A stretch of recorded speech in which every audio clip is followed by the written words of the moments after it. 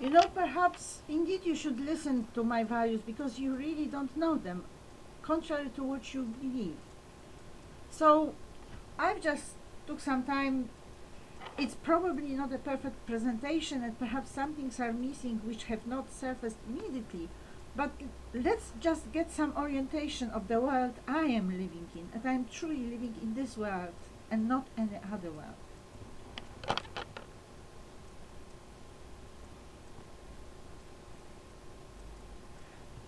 So, as I started putting it down, the first thing I put down was freedom, actually. But then I have been adding ideas, and finally, I would start with the truth. So, the truth. Why the truth? Because even if I first divorced the Church of Scientology and then divorced Scientology, you might have not noticed, but I have divorced Scientology. I threw the Scientology books into the rubbish bin, so they have shared the fate of the earlier books I threw into the rubbish bin. I believe this is the end of the cycle because I threw them out as I was asked to do some, clear up your mess. So clear up your physical space. I mean, the physical aspects of your life, matter, energy, space, and time. So part of the clearing up of my mess in 2003 was getting rid of the books, and I regret it, and I will always regret it.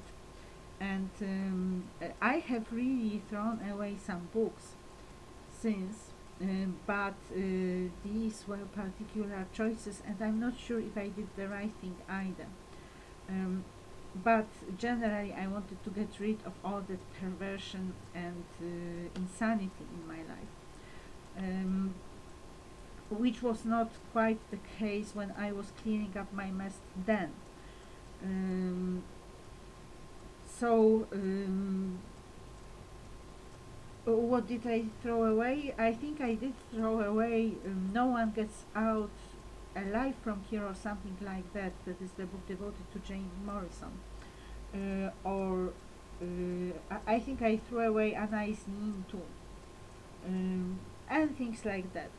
And then I also threw away the first one that went to the rubbish bin, totally destroyed, was Cora. Then Jennifer Lopez, and finally Ricky Martin. But Ricky Martin got a special treatment because he went to the rubbish in a bag. So um, he and also my fluffy uh, fluffy pets went to the rubbish bin too. Um, Not all. I still have my tiger that I won in Canada, and my monkey that I bought. I bought two, one for myself and one for my best friend at the time, Maria, if I recall correctly. Um, I mean, that's how I judged your attitudes to me, the worth of your attitudes to me, the loyalty, the love, the trust, the belief in me, your overall perception of me. That concerns my friends and my pupils, and my family too. The plastic elf, she elf, that I got from my grandma before my school leaving examination is still there, and a few other things are still here, but generally, let's be honest. So, after this long digression, perhaps a few things on the truth, a few words on the truth. Why the truth is so valid? Because, like Scientologists, I believe that these are aberrations that create all the evil in the world. I mean, that as far as people in general are concerned. Because right now I do believe in the evil nature of some people who get the power, and then it get other people get contaminated. But the point is that, you know, the first time you say a lie, you tell a lie. Excuse me. The first time you tell a lie, you start on the way to aberration, and it develops into tragedies and wars. So this is why the truth is so important, why it has the priority. Um, and it's also vital, even if you think of it in technical terms. So imagine that you have been attacked by some powerful army of the advanced technology, and you have two buttons, and one button saves you and the other one kills you. Well, imagine a lie at the time and pushing the wrong button. So this is basically the way I view it. So the truth is the top because it is a condition for all the other values having the freedom to exist and grow. Freedom. First of all, spiritual freedom. So I believe we are spiritual beings, and there are spiritual beings in the outer space too. There are different civilizations, and I believe that even if they got into a machine form by some cruel action of someone, I believe, because I don't, perhaps it's an armor. We can think of the Middle Ages and the knights protecting themselves in the armor. But overall, I believe that if there's such a merger between the spirit and the metallic world, as it has happened, it's probably a kind of imprisonment by someone totally cruel and evil. Whether it's a punishment, I am not sure. I used to believe in the punishment and the justice, but since I was attacked, I know this is not the truth, because I was pure, I was good, I was the good incarnate. So no one had any right to do whatever harm to me. So this is really this argument of some higher justice taking place is totally undermined and ruled out, I believe. So first of all, the spiritual freedom, by which I understand, the spirit being able to act freely, and obviously we assume that the spirit is not insane. So the spirit does not create wars. The spirit does not do harm to people. The spirit does not abuse people. The spirit does not enslave people. The spirit does good deeds, performs good deeds, and basically grows and lives and gives life, and everything is beautiful. And it has to do with religions too. So basically, religions, of course, the spirit is moral. And this is the value of religions. This is what religions should be for us, the pathways that we can travel to become great spirits. Living in the body, of course, and then perhaps leaving the body. These are details and specifics which are significant and perhaps even essential. However, again, the starting point is the spirit, the spiritual freedom. And I do not see any contradiction between religions on the higher level, the sacred religions, of course, because we are not talking about the source in evil, we are talking about the source in goodness. The ultimate goodness. And then this cannot be confused with any perversions. I believe that the development of the Christian doctrine is a perversion, by which I mean the suffering. Making people suffer and saying that there's something good about suffering. There's nothing good about suffering. The only good thing about suffering is that well, there's a situation and something is totally important for you. It can be the defense of God, it can be the defense of your religion, it can be the defense of your family, it can be the defense of your values like freedom, or virginity, or nature, or peace, or wealth, or education. Actually, I will talk about wealth later on, how I understand wealth. Then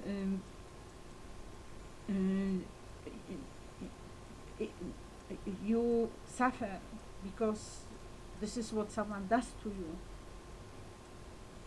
But and then it's of course there's no question about being noble, but not having the suffering as the purpose.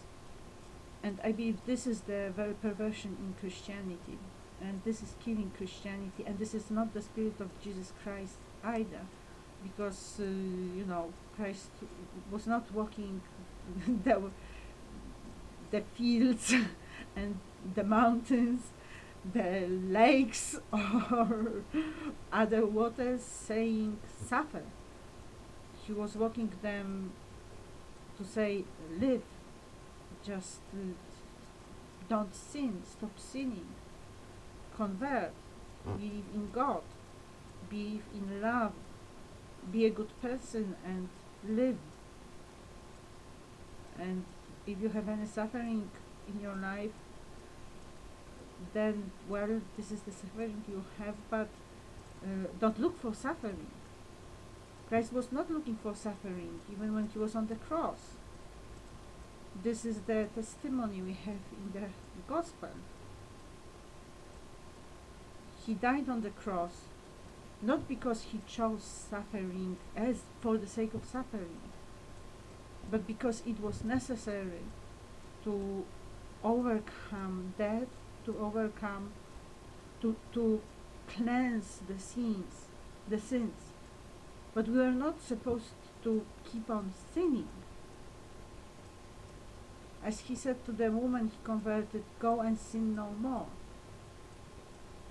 So I believe that there's a lot of perversion in the Roman Catholic Church, and I believe the reason is political. And it has nothing to do with the spiritual freedom and with the growth of either of religion or of the followers or of God, of the power of God. And this is how I see it, and I believe we can put it in the realm of values.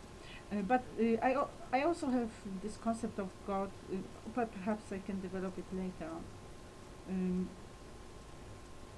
Just to signal it again, of God the Creator. So I do not see any, I mean, even the religions which give animals souls are true to me, because I believe this is what God really created. So we do not get the Bible for animals.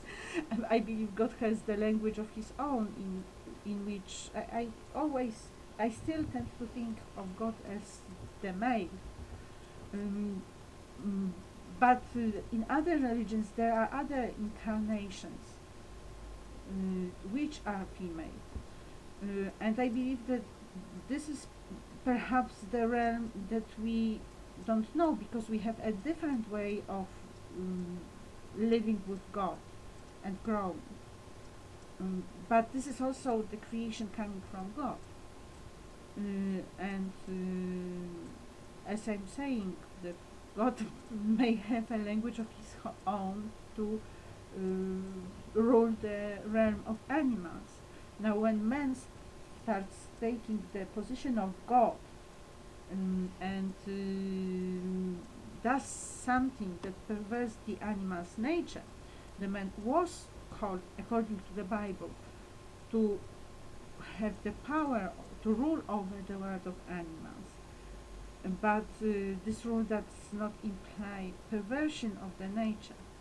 And this is, I mean, you know, the human being does it to the animal, then the human being does it to the human being. That's how it works.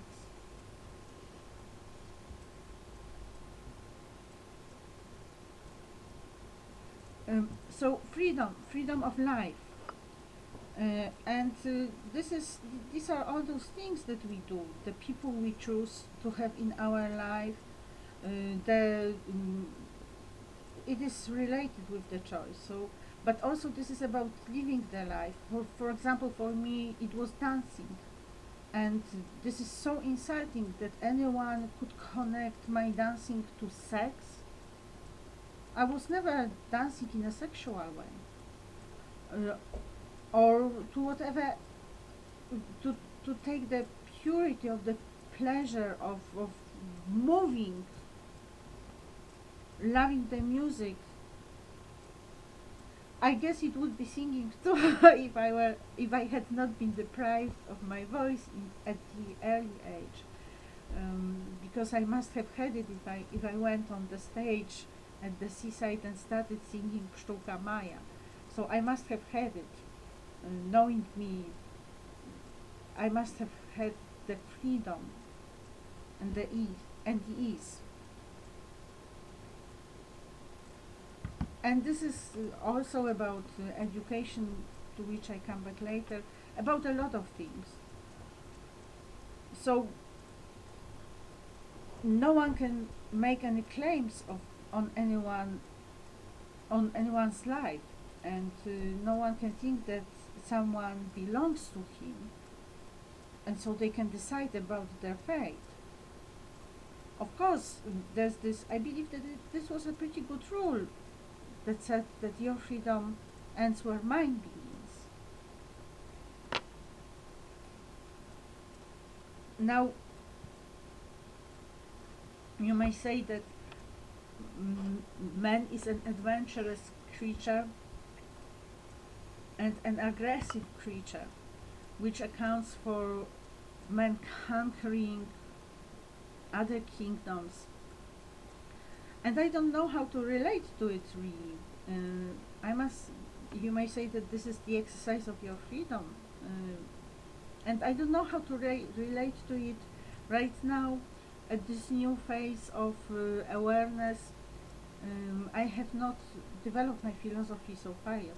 But perhaps I should hurry up a bit, because I've been talking for 17 minutes and I have just covered two words. I mean two lines, basically three: truth, freedom, and the spiritual freedom and the freedom of life. For example, in my case, realized in dancing freely. Of course, no one is allowed to do anything to my body that stops my dancing. What happened in my life? I was dancing in my room, so I was not bothering anyone. I was just dancing in my room, and suddenly someone stopped my body, and I could not move it anymore.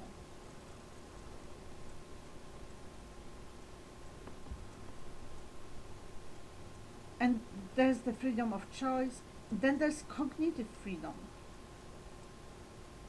So, getting to know the world.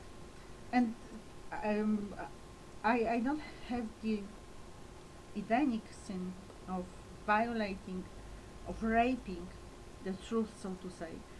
So I believe that I am given to know what I am to know at the time. This is my idea of humility. Um, but basically, no one can forbid education or thinking. Now, when this works differently from what we know nowadays, we can actually pronounce the Muslim leaders right, because the perverted world in which we live really shows justifications for decisions. Never listen to any music that is not created at home or in church. And even in church you might be in danger. Well, at home you might be in danger too, but it's a different kind of music. So you are not allowed to listen to all those Western bands. And I know why. Today I really know why. Or you are not allowed to watch TV. You are not allowed to read newspapers. And even reading a book that is not the Holy Quran, the Noble Quran, can be dangerous for you. And what you would call paranoid some time ago sounds totally sane if you think of the security measures nowadays. But could we take it on trust? Could we ever imagine that man has become what man has become? That an innocent person at home can be attacked by totally evil, cruel, insane, well, just because she bought a record?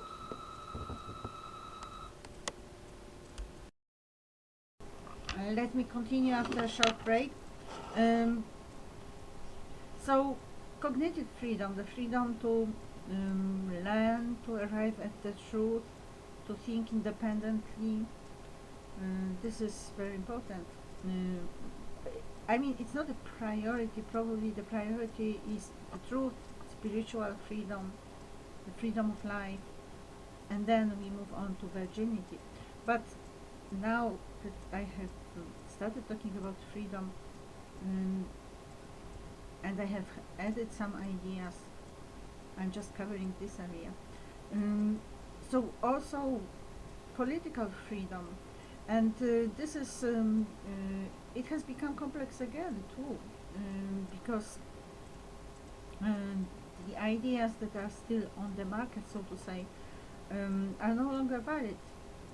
So I really believe that a person like me would have had much more freedom under a monarchy.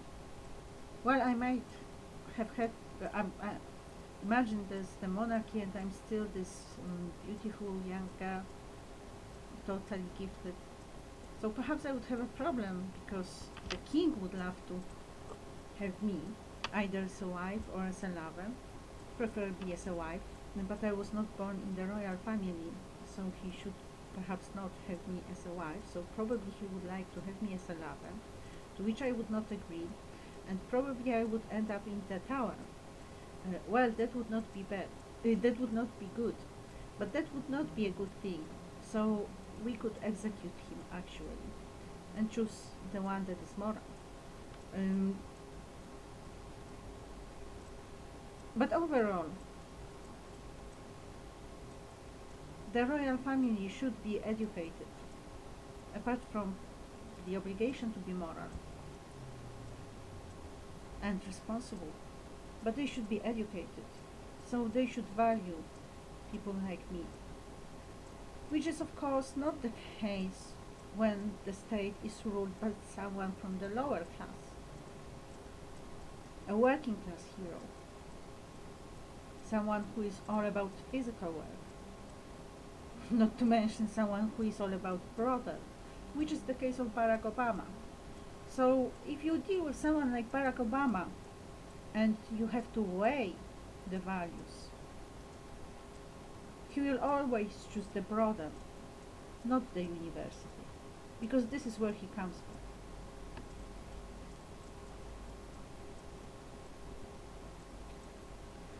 So the question of the political freedom needs to be redefined. What we can do, what are actually the rights. The previous concept of the human rights is no longer valid. Just think of the responses to my cartoon.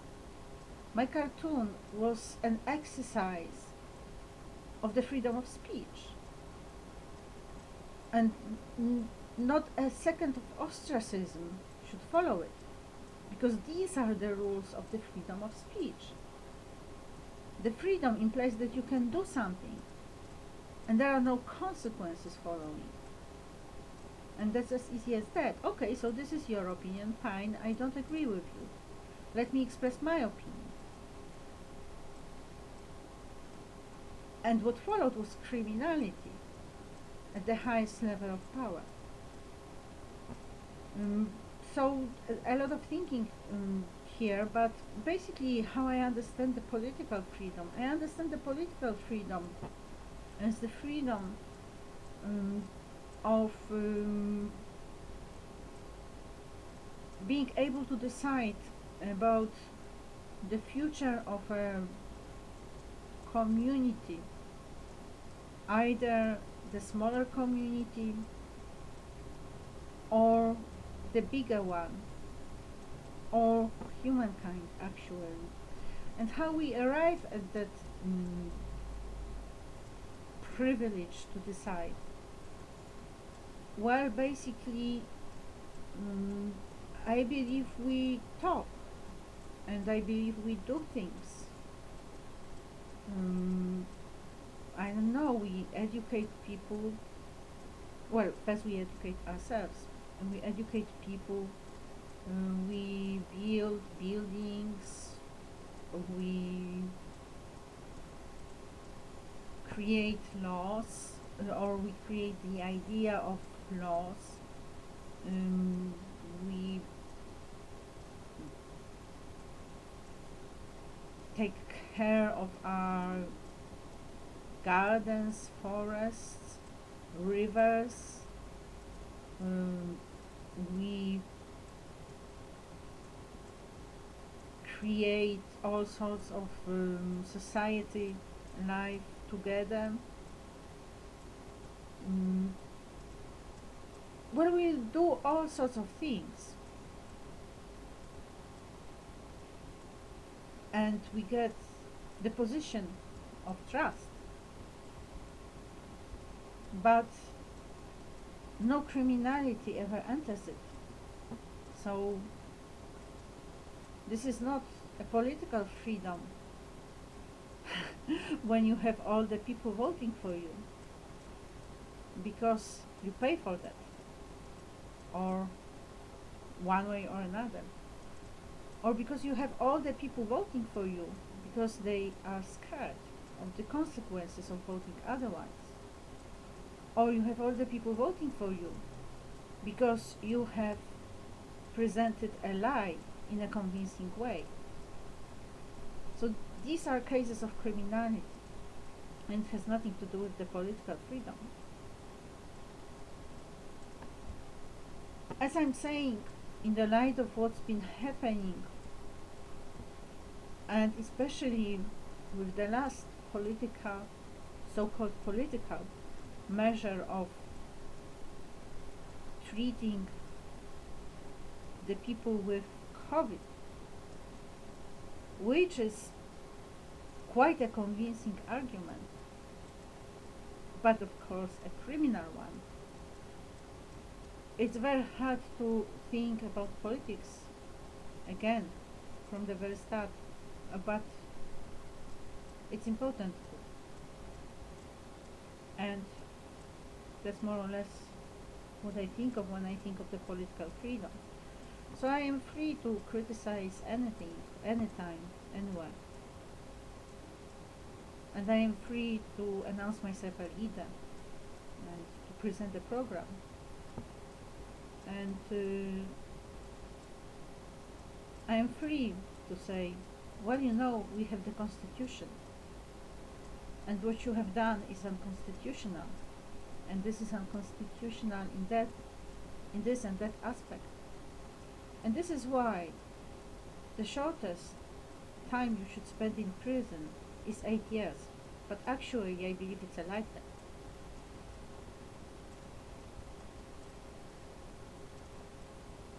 And then there's the freedom of creativity, so the freedom from all suppression. When you can really spread your wings, you learn whatever you need to learn to have the medium for expressing yourself in a creative way, or expressing something in a creative way. But basically, you are free to do it. And also, there are some restrictions on it because, well, generally, going against someone's sentiment is not good. But one has to decide whether it's criminal or not. For instance, In the campaign, in the pro-life campaign, we have those posters that show the suffering children when they are still in pregnancy. I mean, you know, they have not been born yet, and they are shown as the victims of the abortion, or of these who decide to abort the child. And honestly,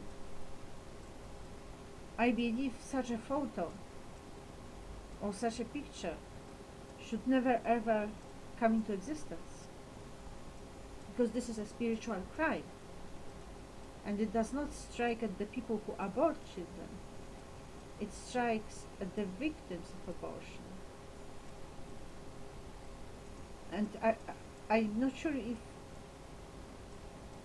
the damage can be remedied ever.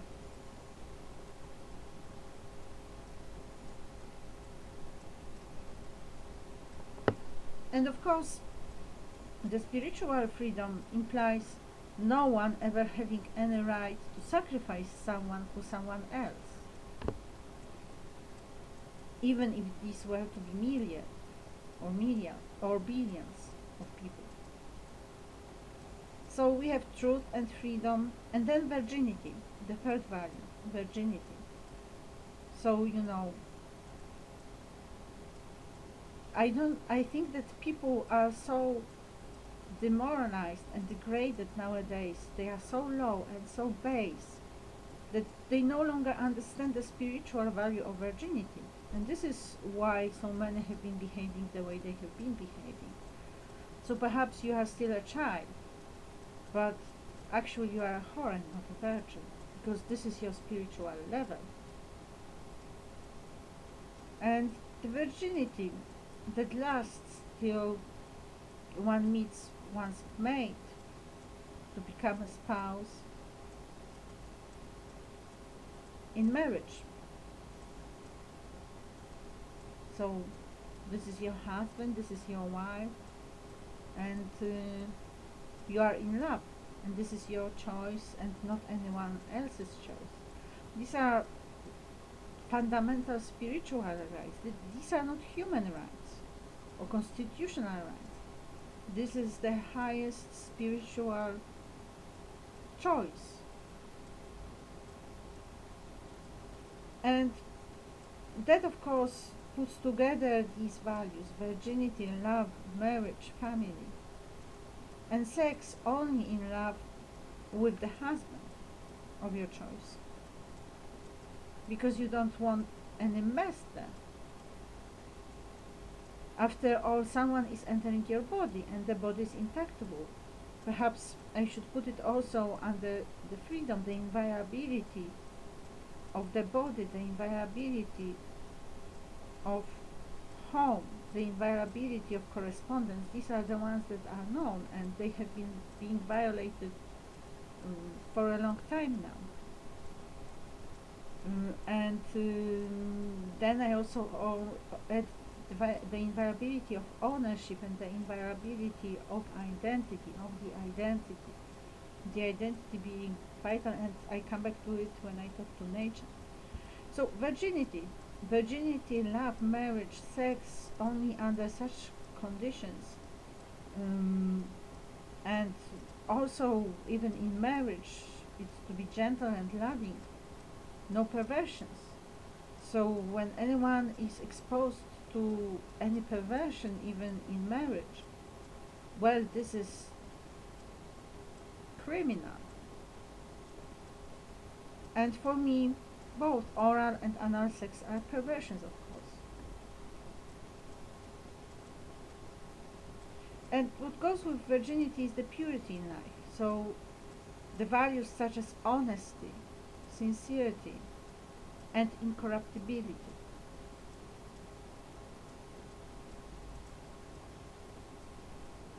So we have the truth as the starting point, and then we have freedom, virginity, and the third one is nature. So it is related to God. That's how I connect it. There's God the creator, and then there's nature from God. The natural body, and it is related to parenthood. The natural heritage, the genetic heritage. So nobody, no other body can ever mess up with my body. The body that I have as a result of my dad and my mom meeting and deciding to have sex, from which a child comes, and the child has their genes, and not a body messed up with other bodies. The natural body, naturally, without all sorts of criminal activities involved, my body would be beautiful, in harmony with the beautiful spirit or soul. And all the rest is perversion, because it has nothing to do with me as the person, as the spirit, as the soul. Unlike some, I consider the soul and the spirit to be one. So I don't think that we have something special that is a soul. We are spirits and we come from God. Or perhaps some spirits come from elsewhere, but I'm not sure from where.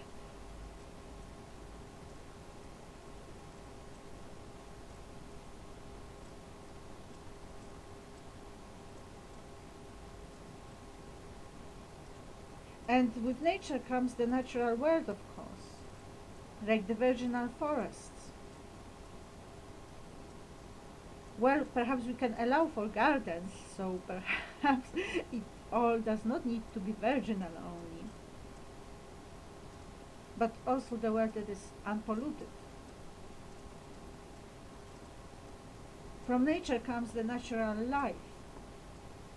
So, as I said, natural birth, natural anticonception only. And there's the problem of medicine. So, with the natural body, a human being could get healed by drinking his or her own urine. Well, now you never know whose urine it is and what's in it. And then there's the medicine problem, where medicine should be helpful, but actually, well, we have to ask so many questions nowadays.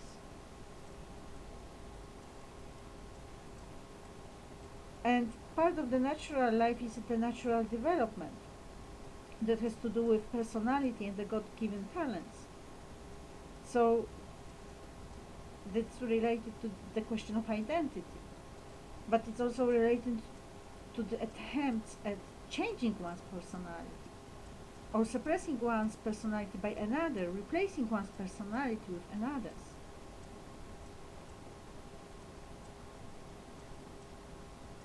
Or separation of the talents.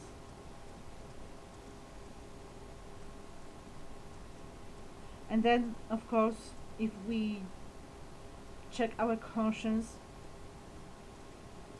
we can find out that, well, we have the sin of neglect in the area of our God-given talents, which is my case.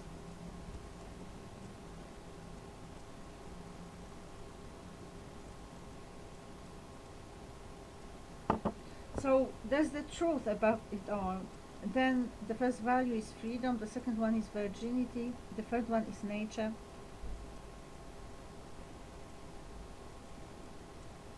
And then I have as the fourth and the fifth one, the two put together, justice and peace. So peace is certainly a value, but then there's the question of justice. And justice must be, because there's no order without justice. And there's no sense, no point, no meaning, no significance of whatever without justice. So that's why we have just wars.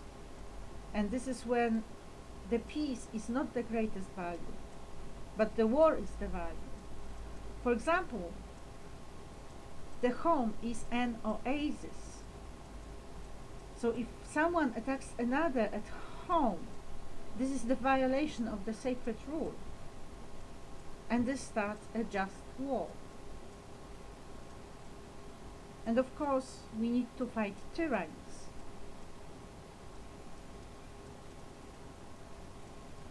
So, the truth above it all, then freedom, virginity, nature, justice and peace, and finally education. Education, not indoctrination. Education that becomes wealth.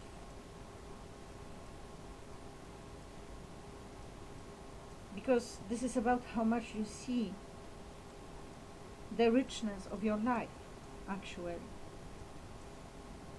I believe an uneducated person does not really understand it because they only look for profits. So you say, oh, I can do this and I can do that, I can go wherever I want, I can fly planes or fly on planes, buy planes, I can buy whatever I want. Actually, I own the world. Well, but if you own it only because you have a lot of money, then you're not rich for me. So there's this richness that comes from education, even if you are not, even if your bank accounts equals zero. Of course, you need some means to live on. So my case is extreme, but I am a victim of a crime. It must be emphasized. I have been made unemployable on purpose, and this is a criminal activity. And this is regarded as the criminal activity in the code of law. Two codes of law, I believe. I believe that the one that has to do with economy or business, too, but I don't know that one. But certainly this is not a competition. This is a criminal activity. And what also defines wealth is the spiritual aspect, the spiritual dimension, the actual experience. So the experience of love, beauty, etc. And education helps.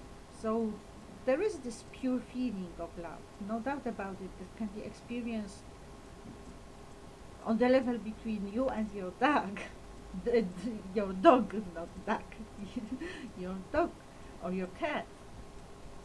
So the animal feels it. The animal knows knows, simply knows. The flower knows it. And I'm talking about the situation where there's no intervention from outside, which is a totally unreal case, a totally unreal situation for me nowadays. But this is how it should be. So, how extreme it has become. So there's this private person, and this is the basic freedom, the basic freedom of life. This is the person and only the person, and the life around. The plant, the dog, the cat, and then another human being. And something happens between the two. And it can be pure love. So I'm not saying that this does not give one riches, because it does. But then with education, a lot, the world becomes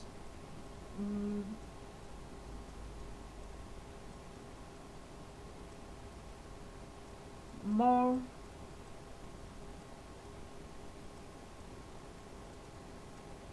world becomes huge actually and unlimited.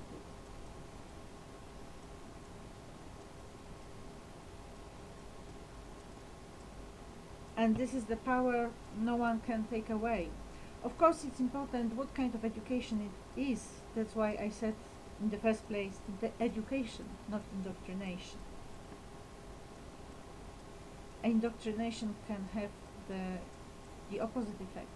But also, even in indoctrination, there can be ways of learning that you get. So, in my communist regime school, the primary school named after Marshal Ivan Konev, I did get prepared for further study.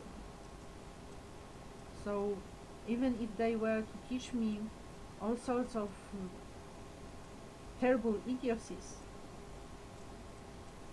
I still got the skill of learning, the skill of analyzing,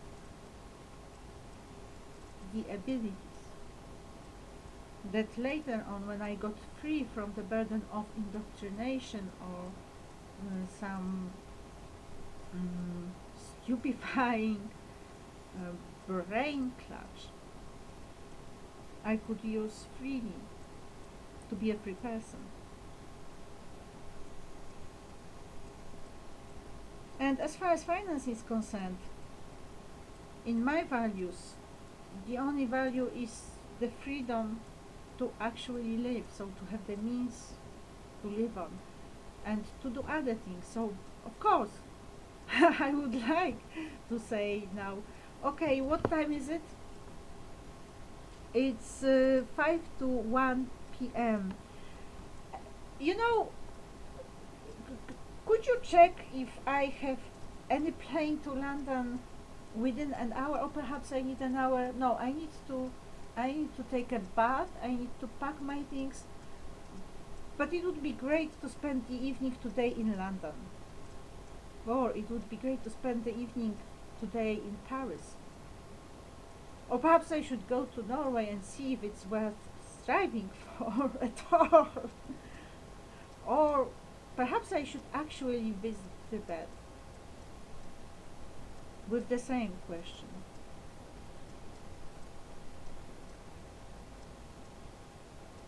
Yeah, it would be great to have that freedom.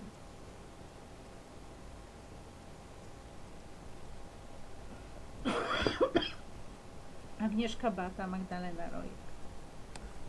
The 27th of March 2021, 4 to 1 p.m.